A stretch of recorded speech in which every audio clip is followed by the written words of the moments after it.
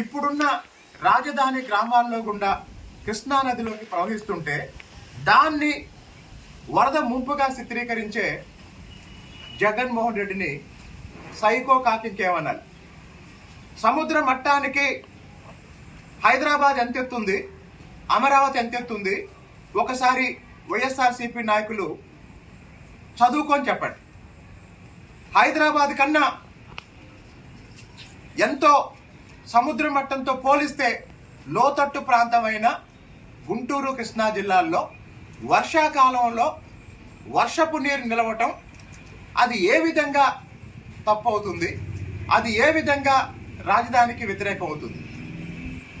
కాబట్టి హైదరాబాద్ నగరంతో అమరావతిని పోల్చండి. అమరావతి పసికోన, అమరావతిని ఆరంభంలోనే గొంతు నులిమి సంపాలని జగన్మోహన్ రెడ్డి గారు ప్రయత్నం చేస్తే అమరావతి పరిరక్షణ కోసం రాజధాని రైతులు చేసిన ఒక ఉద్యమం, అమరావతి ఉద్యమం జగన్మోహన్ రెడ్డిని రాజకీయంగా సమాధి చేసింది.